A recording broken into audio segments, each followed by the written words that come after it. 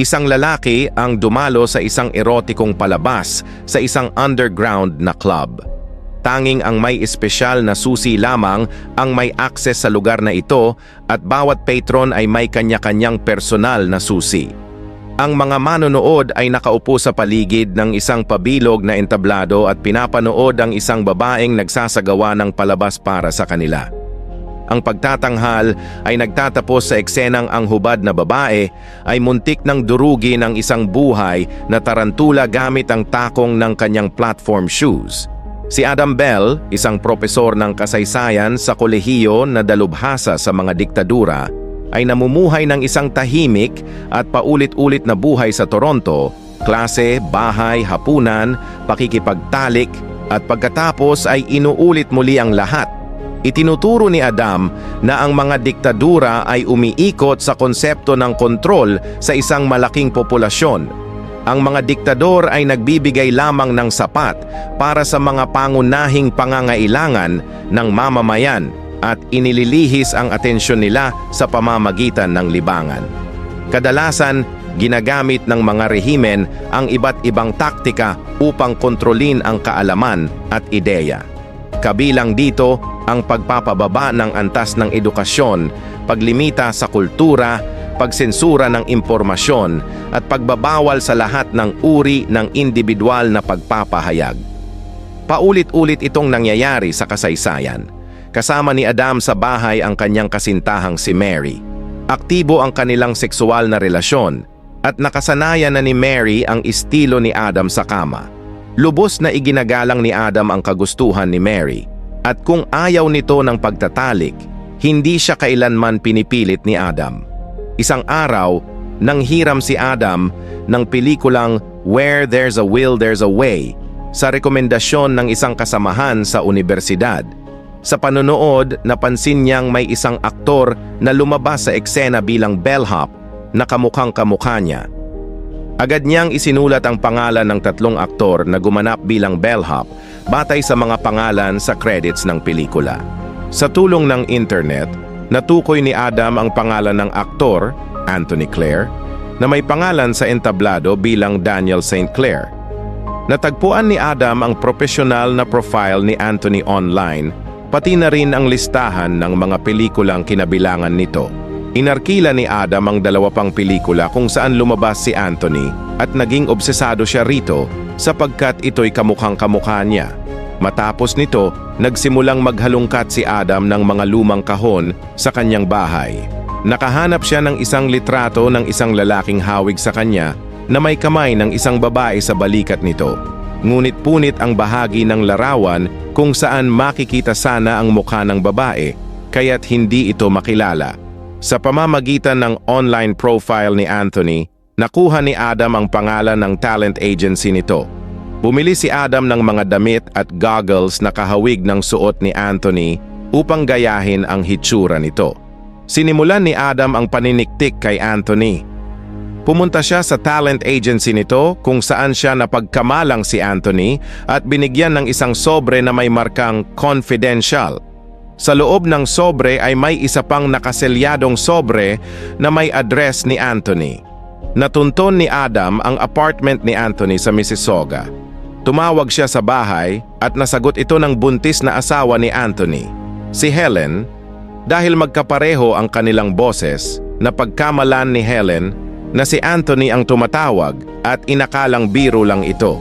Ngunit iginiit ni Adam na hindi siya si Anthony, dahilan upang matakot si Helen at ibinaba ni Adam ang telepono.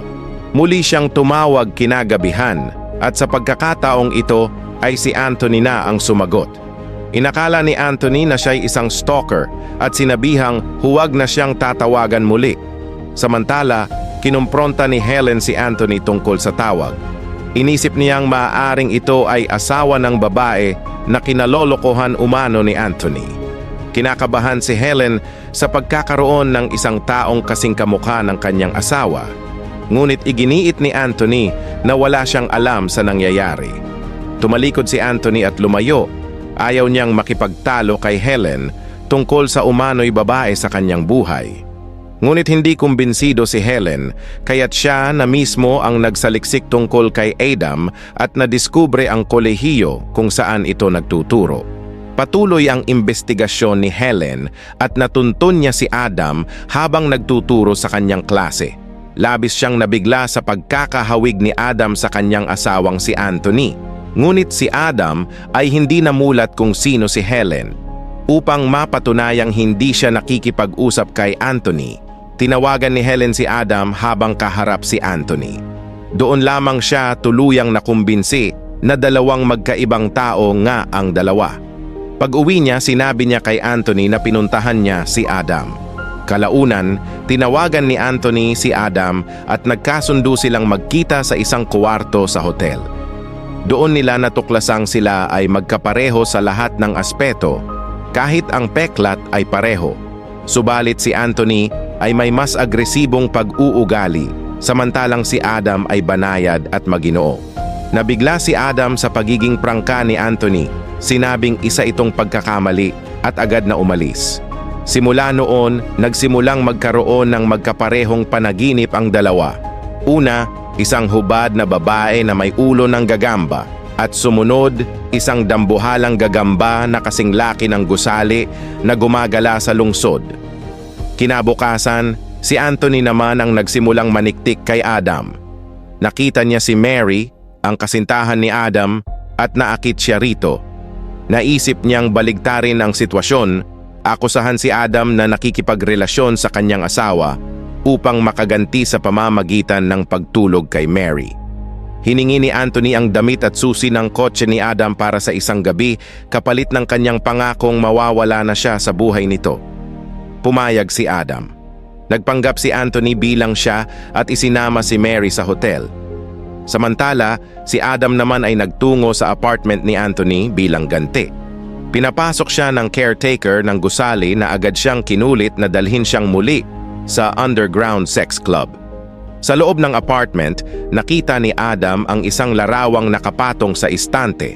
Parehong-pareho sa larawang natagpuan niya noon sa kanyang bahay, ngunit ngayon ay buo na.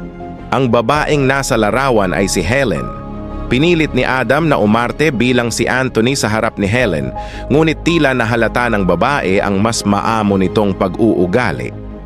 Nagpanggap si Helen na walang napapansin at niyakap siya. Kinagabihan, nagising si Helen at nakitang umiiyak si Adam at humihingi ng tawad. Sinabi niyang nais niyang manatili ito at sila'y nagtalik.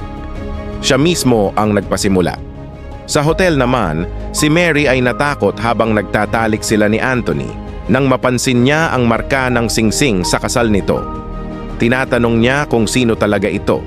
Pilit na idinahilan ni Anthony na matagal na niyang suot ang singsing. Pinilit siyang pauwiin ni Mary. Habang nasa daan, nauwi sila sa isang matinding pagtatalo at nauwi ito sa banggaan ng kotse na malamang ay ikinasawi nilang dalawa. Kinabukasan, nagsuot si Adam ng mga damit ni Anthony at binuksan ang sobre na tinanggap niya noon. Sa loob nito ay ang susi sa underground sex club, isang eksklusibong lugar na may piling kasapi lamang. Nagpasya siyang pumunta roon at sinabing aalis muna siya. Ngunit hindi tumugon si Helen.